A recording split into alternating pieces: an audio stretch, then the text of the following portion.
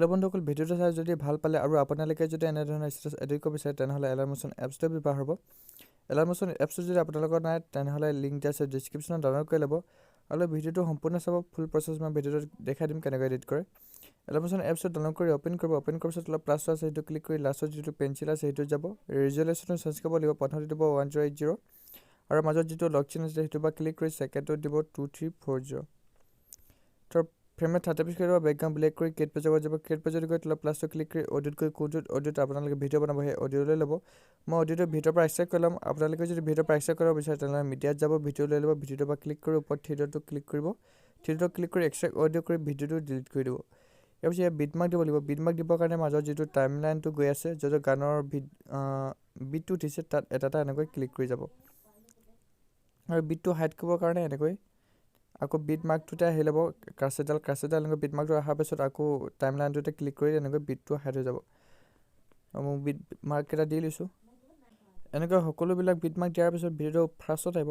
ফাৰ্ষ্টত আহি তলত প্লাছটো ক্লিক কৰি মিডিয়াত গৈ ফটোকেইখন লৈ ল'ব। ফটোখন লোৱাৰ পিছত ওপৰত থ্ৰীডটটো ক্লিক কৰিব। থ্ৰীডটটো ক্লিক কৰি ফিল কম্প'জিশ্যন কৰি ল'ব।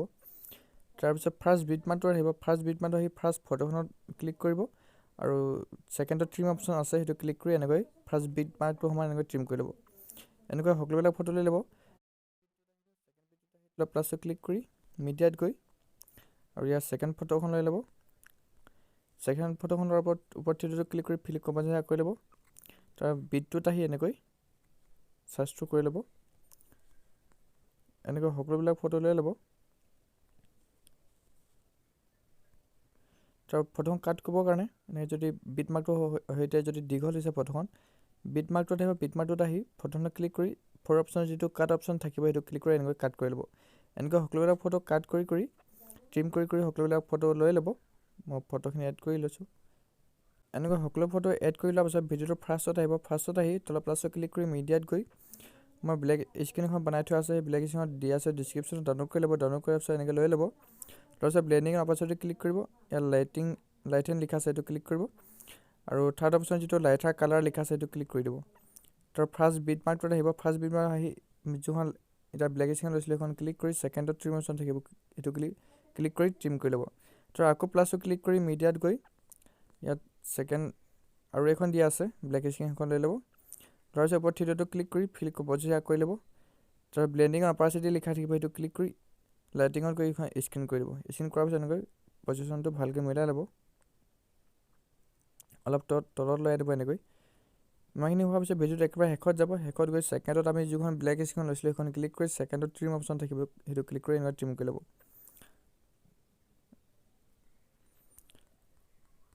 ইয়াৰ পিছত ইয়াত ফাৰ্ষ্টত আহিব। ফাৰ্ষ্টত আহি যোনখন আমি ফাৰ্ষ্টৰ ফটো আছে সেইখন ক্লিক কৰি এনেকৈ মিলাই ল'ব পজিশ্যনটো ভালকৈ।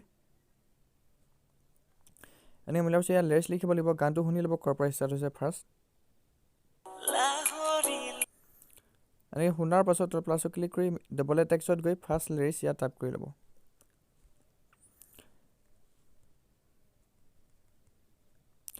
টাইপ কৰি লোৱাৰ পিছত ওপৰত কালাৰ অপশ্যন আছে সেইটো ক্লিক কৰি ৰেড কালাৰটো দি ল'ব। ৰাইট ক্লিক কৰি দিব। 18 PT লিখা আছে সেইটো ক্লিক কৰি এনেকৈ 32 PT কৰি দিব।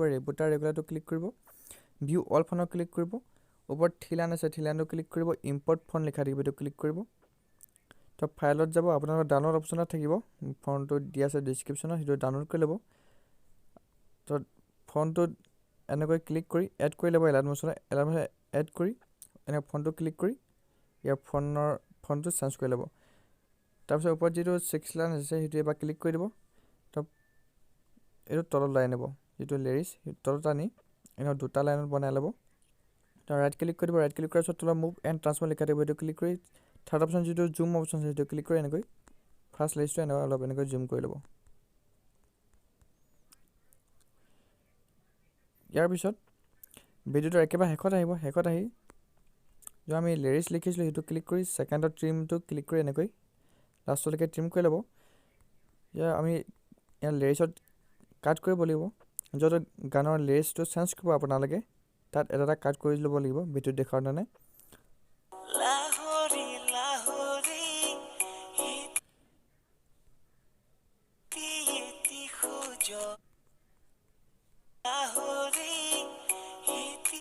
মই ইয়াত চেঞ্জ কৰিব লাগিব লেয়াৰ্ছ এনেকৈ চেঞ্জ কৰিবৰ কাৰণে আপোনালোকে এনেকৈ মিলাই লৈ লেয়াৰ্ছত ক্লিক কৰিব মাৰ্জাৰ অপশ্যনত যিটো কাট অপশ্যন আছে ক্লিক কৰি এনেকৈ কাট কৰি দিব এনেকৈ য'ত লেয়াৰ্ছ চেঞ্জ কৰিব আপোনালোকে তাত এনেকৈ কাট কৰি যাব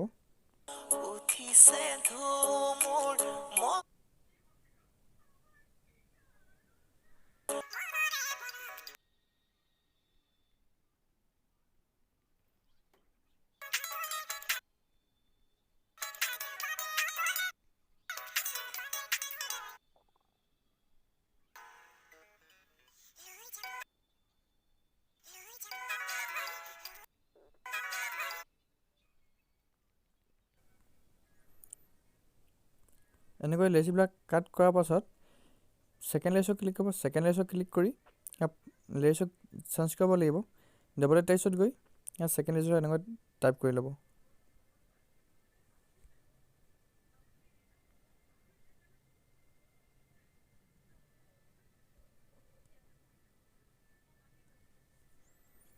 এনেকৈ সকলোৰে লগত লেয়াৰ্ছত ক্লিক কৰি ডাবল টেক্সটত গৈ লেয়াৰ্ছৰ টাইপ কৰি ল'ব তাৰপিছত য'ত আমি ফাৰ্ষ্ট বিটমাৰ্কটো দিছোঁ তাত আহিব বিটমাৰ্কটো অহাৰ পিছত ইয়াত লেয়াৰ্ছৰ ওপৰত গৈ চাগে ফাৰ্ষ্ট লেয়াৰ্ছত ক্লিক কৰি এনেকৈ তলত লৈ আনিব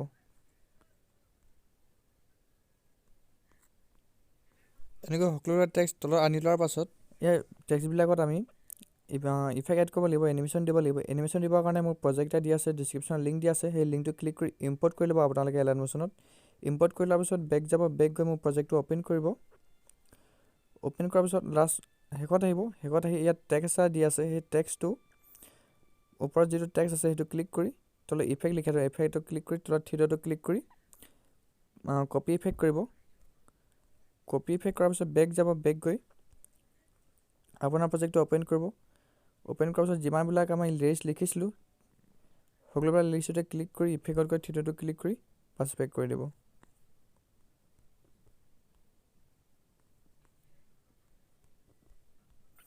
পাছ ইফেক্ট কৰি দিয়াৰ লগে লগে ইয়াৰ এনিমেশ্যনটো চেঞ্জ হৈ যাব ভিডিঅ'টো যদি আপোনালোকে এতিয়ালৈকে লাইক কৰা নাই তেনেহ'লে লাইক কৰি দিব আৰু ভিডিঅ'টো এডিটিং কৰোঁতে যদি কিবা এটা অসুবিধা হয় তেনেহ'লে কমেণ্টত জনাব মই সকলোৰে কমেণ্ট ৰিপ্লাই দিম যদি কিবা এটা অসুবিধা পালে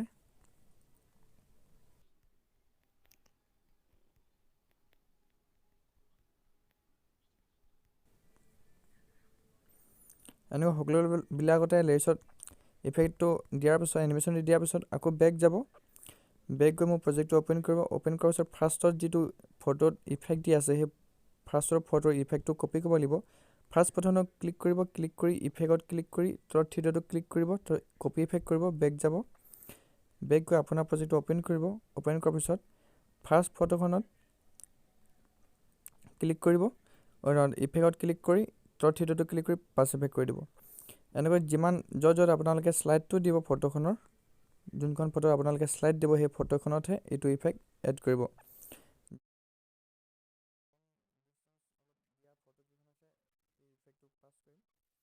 আপোনালোকে চাই ল'ব কোনখনত আপোনালোকে এই ইফেক্টটো এড কৰিব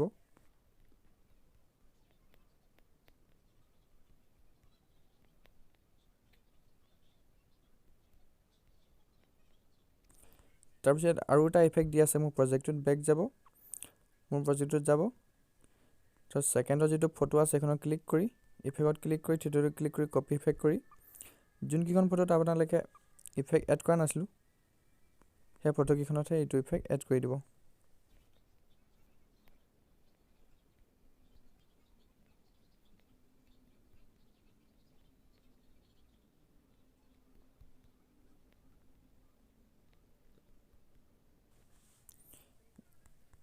ইফেক্টটোতে ইয়াত কালাৰটো দি আছে এই ইফেক্টটোতে কালাৰটো চেঞ্জ হৈ যাব আপোনালোকৰ তাৰপিছত ইমানখিনি হৈ যোৱাৰ পিছত যিহেতু আমাৰ ভিডিঅ'টো হৈ গৈছে